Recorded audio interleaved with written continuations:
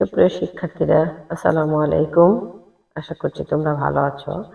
সামনে তোমাদের মেধা যাচাই পরীক্ষা। তোমাদের জন্য আমি নিয়ে আসলাম পঞ্চম শ্রেণীর ইংরেজি বিষয়ের ৮ নাম্বার, যেটি থাকবে rearrange the given words in the correct order to make meaningful sentences. এলোমেলো ভাবে দেয়া ওয়ার্ডগুলিকে সাজিয়ে একটি অর্থপূর্ণ বাক্য তৈরি করতে হবে, যেটি থাকবে তোমার হচ্ছে ৬টি, নাম্বার হচ্ছে ১ করে।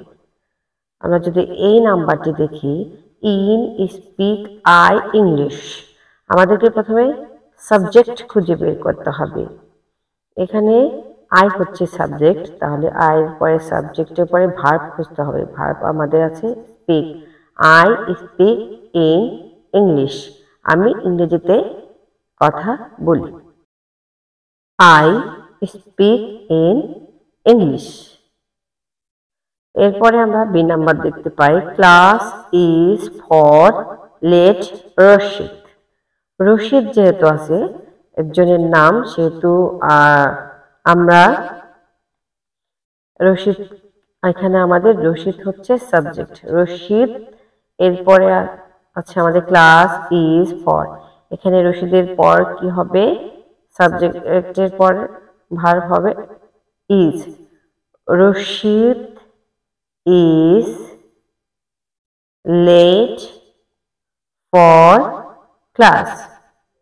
রশিদ ক্লাসে দেরি করে এসেছে। Rashid is late for class. Rashid ক্লাসে দেরি করেছে।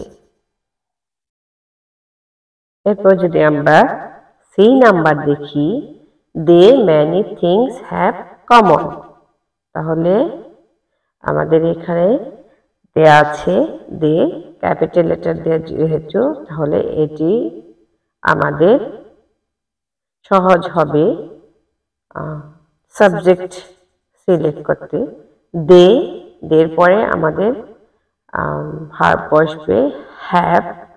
দে have many things in common. They have many things in common. তাদের অনেক কিছুই সাধারণ আছে। তাদের অনেকগুলো জিনিস একই রকম বা একরকম।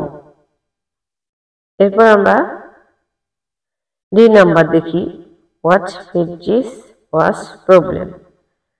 যেহেতু আমরা দেখতে পাচ্ছি এখানে ডাব্লিউএস কোশ্চেন আছে, সেহেতু ডাব্লিউএস ওয়ার্ড আগে বসবে।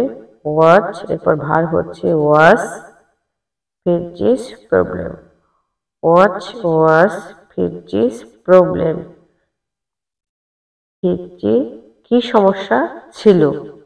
তাহলে হোয়াট ওয়াজ ফিজিস প্রবলেম।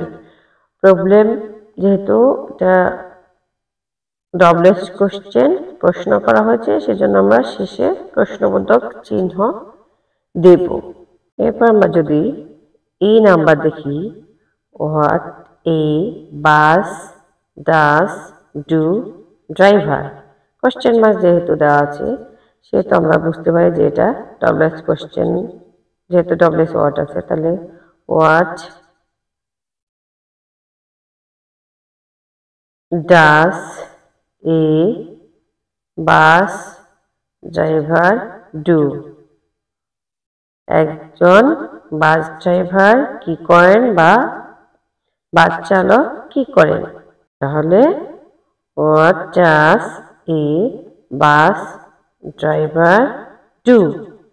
আবার যদি দেখি, আর গোয়িং ইউ where এখানে কোশ্চেন মার্ক আছে ডাবলস ওয়ার্ড আছে তাহলে এটা প্রথমে বসবে where ভার্ব হচ্ছে আর এরপরে you going